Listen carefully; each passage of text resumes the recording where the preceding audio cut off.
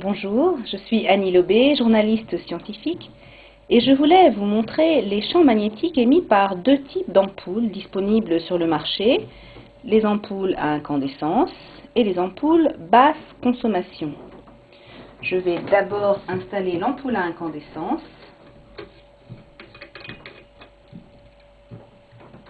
Pour réaliser la mesure, j'utilise le Gauss-mètre de Monitor Industries qui mesure le champ magnétique de 50 Hz. Il est composé d'un cadran, que voici, et d'une boucle qui sert de capteur. Le champ magnétique à l'horizontale dans cette pièce est de 0,1 milligauss. Autour de l'ampoule éteinte, il reste le même, ce qui signifie qu'elle n'émet pas. Si maintenant je l'allume avec un interrupteur situé à mon pied,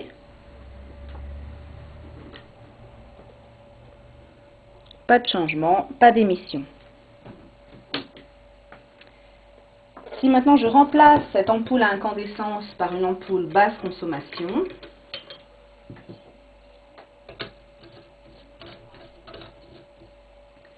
que se passe-t-il?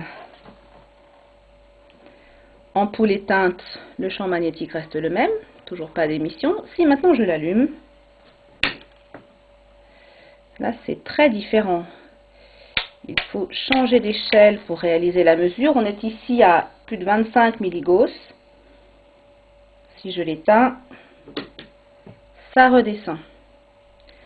Toutes les ampoules basse consommation émettent des champs magnétiques. Voici les résultats de mesure que j'ai effectués au salon Bio Marjolaine en novembre 2008.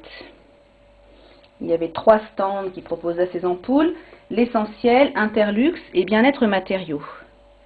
Sur le stand de l'essentiel, 2 modèles, un qui émet 10 milligauss et l'autre avec ioniseur 75 milligauss. Sur le stand Interlux, un modèle qui émet 50 milligauss. Et sur le stand Bien-être matériaux, 2 modèles, dont l'un, soi-disant blindé anti-radiation, émet 125 milligauss et le modèle non blindé 150 milligauss. Pourquoi l'émission de champs magnétiques par ces ampoules basse consommation est-elle un problème?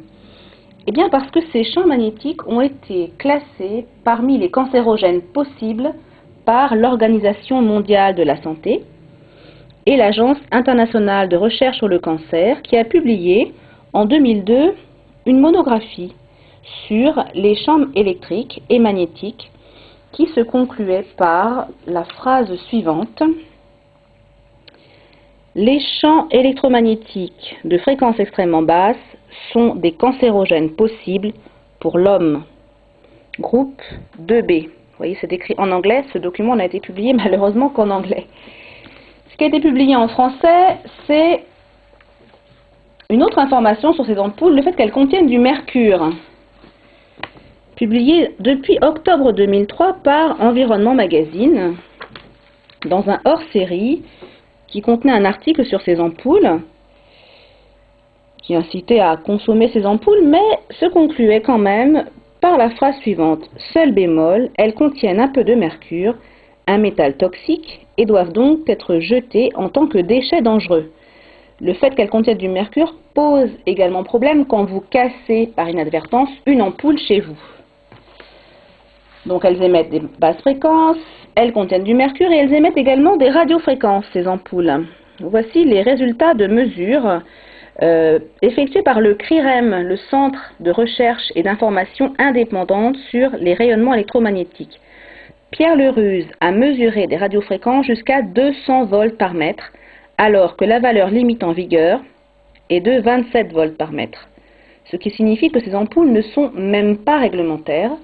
J'avais publié un article dans Pratique de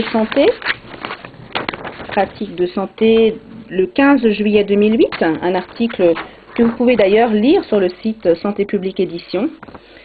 La source de cet article, c'était ça: les cahiers techniques numéro 205, l'alimentation des circuits d'éclairage, rédigé par 2 ingénieurs de Schneider Electric, Jacques Chenek et Marc Vernet, qui expliquaient, dessin à l'appui, comment fonctionne le ballast électronique de ces ampoules qui sont en fait des mini-usines d'éclairage. Des mini-usines qui émettent donc des basses fréquences, des radiofréquences et contiennent du mercure. Si vous voulez trouver des solutions éclairage, vous pouvez vous reporter au livre La Fée électricité, qui contient un chapitre, le numéro 14, consacré aux éclairages. Cela vous permettra d'éviter de grands problèmes. Quel genre de problème? Eh bien, pour conclure, permettez-moi de vous livrer deux informations. J'avais effectué en 2001 un voyage de presse en Guadeloupe, qui avait donné lieu à la publication d'un article, dans lequel j'avais écrit « EDF et l'ADEME ont engagé conjointement, au début des années 90, une opération de grande envergure sur les lampes basse consommation.